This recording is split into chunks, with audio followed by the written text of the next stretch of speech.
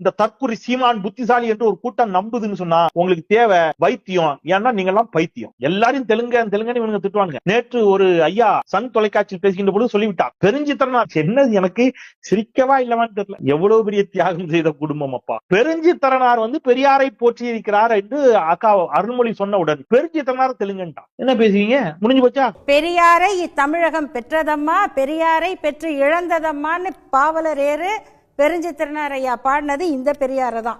அவரை விட இவங்க எல்லாம் தமிழ் தேசியம் தெரிஞ்சவங்கள. ஆகையினால அவங்க நோக்கம், அவங்க யார் பிறப்பால் தெலுங்கர் ஐயா?